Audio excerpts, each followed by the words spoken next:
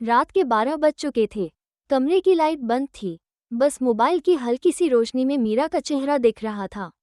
वो स्क्रीन पर स्क्रॉल कर रही थी। किसी की शादी, किसी का नया घर, किसी का परफेक्ट रिश्ता, और हर पोस्ट के साथ मीरा के अंदर एक ही सवाल और गहरा होता जा रहा था, मैं आखिर हूँ कौन? मीरा ने फ़ोन साइड में रखा और चुपचाप छत को देखने लगी।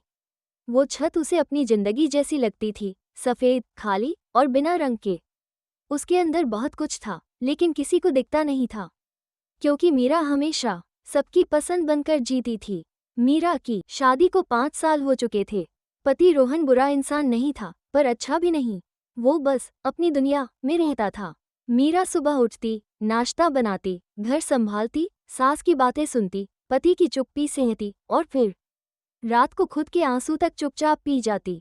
उसका मन कई बार करता था कि वो कह दे, मुझे भी प्यार चाहिए, मुझे भी इज्जत चाहिए, मुझे भी थोड़ा सा अपनापन चाहिए, लेकिन वो हर बार चुप रह जाती, क्योंकि उसे बचपन से सिखाया गया था, अच्छी लड़की वही होती है जो सबको खुश रखे। और मीरा अच्छी बनने की कोशिश में खुद को बार करता था कि वो कह दे, मुझे भी प्यार चाहिए, मुझे भी इज्जत चाहिए, मुझे भी थोड़ा सा अपनापन चाहिए, लेकिन वो हर बार चुप रह जाती, क्योंकि उसे बचपन से सिखाया गया था, अच्छी लड़की वही होती है जो सबको खुश रखे। और मीरा अच्छी बनने की कोशिश में खुद को। अगले दिन सुबह मीरा को अपनी माँ का फ़ोन आया।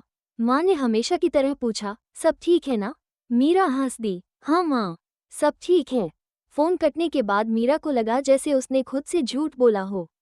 वो रसोई में खड़ी थी, हाथ में चाय का कप था और दिल में तूफान। उसी समय रोहन की आवाज़ आई, मीरा, आज मेरे दोस्त आ रहे हैं, कुछ अच्छा बना देना, और हाँ, मेरी शर्ट प्रेस कर देना। मीरा ने धीरे से कहा, आज मेरा सिर दर्द है, मैं थोड़ी देर आराम। रोहन ने बीच में ही काट दिया, हर वक्त तुम्हें कुछ ना कुछ होता रहता है। तुम घर पर रहती हो, आराम ही तो करती हो। ये शब्द मीरा के अंदर कुछ तोड़ गए। वो चुप रही, लेकिन उसके अंदर का दर्द अब चीखने लगा था।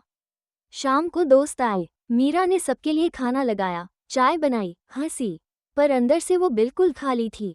सबके जाने के बाद रोहन ने कहा, आज खाना ठीक था, बस नमक थोड़ा कम था। मीरा ने पहली बार रोहन की तरफ देखा।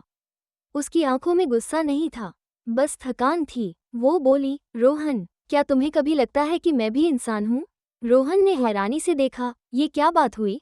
मीरा ने खुद को संभालते हुए, मैं हर दिन सबके लिए जीती हूँ, पर मुझे कोई नहीं पूछता कि मैं कैसी हूँ। मैं कब हंसी थी, कब रोई थी, किसी को फर्क नहीं पड़ता। रोहन चुप रहा। मीरा की आंखों में आंसू आ गए, लेकिन इस बार वो आंसू कमजोरी के नहीं थे, इस बार वो आंसू जागने के थे। मीरा कमरे में गई और अलमारी खोली, एक पुरानी डायरी निकाली। वो डायरी उसकी कॉलेज लाइफ की थी। उसमें उसके सपने लिखे थे, लेखिका बनने का सपना, अपना काम करने का सपना, खुद के नाम की पहचान बनाने का सपना।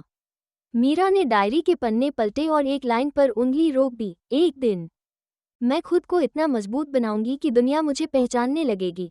मीरा की सांसें भारी हो गईं। वो धीमे से बोली, मीरा, तू कहाँ खो गई थी? अगली सुबह मीरा जल्दी उठी। उसने रसोई संभाली, सबका काम किया, पर आज उसके चेहरे पर एक अलग चमक थी। नाश्ता रखते वक्त उसने साफ कहा, रोहन, आज से मैं भी अपने लिए जीऊंगी। मैं घर संभालूंगी, लेकिन खुद को नहीं छोड़ूंगी। मैंने एक ऑनलाइन कोर्स ज्वाइन किया है, मैं लिखना शुरू कर रही हूँ। रोहन ने चौंक कर पूछा, ये सब अचानक? मीरा मुस्कुरा दी, बहुत शांत होकर बोली, अचानक नहीं, मैं कई सालों से धीरे धीरे मर रही थी। आज मैं बस जिंदा होने का फैसला कर रही हूँ। दिन बीतने लगे। मीरा ने लिखना शुरू किया, छोटी छोटी कहानियाँ, कुछ अपने दर्द की, कुछ अपनी उम्मीद की। एक दिन उसकी एक कहानी वायरल हो गई। लोगों ने कमेंट किया, इतनी सच्चाई, ये कहानी नहीं, जिंदगी है। मीरा ने स्क्रीन पर वो कमेंट पढ़ा और पहली बार उसे लगा, वो किसी की पसंद नहीं, अब वो खुद की पहचान बन रही है। रात को रोहन ने धीरे से कहा, मीरा, आजकल तुम बदली बदली लगती हो। मीरा ने मुस्कुराकर जवाब दिया, हाँ, क्योंकि आजकल मैं खुद को ढूंढ रही हूँ। और रोहन, जब कोई लड़की खुद को ढूंढ लेती है ना, तो वो फिर किसी से भी कम नहीं रहती। रोहन चुप रहा। शायद पहली बार उसने मीरा को घर की औरत नहीं, एक इंसान की तरह देखा। मीरा खिड़की के पास खड़ी हुई। बाहर चांद चमक रहा था। उसने खुद से कहा, अब मैं किसी की परछाई नहीं बनूंगी, अब मैं खुद की रोशनी बनूंगी। और उसी पल मीरा को उसकी जिंदगी की सबसे बड़ी चीज मिल गई, 1 खुद की पहचान। दोस्तों, अगर ये कहानी आपके दिल को छू गई हो तो कमेंट में लिखकर ज़रूर बताइए और ऐसी ही और कहानियों के लिए मुझे सपोर्ट कीजिए, चैनल को सब्सक्राइब कीजिए। धन्यवाद।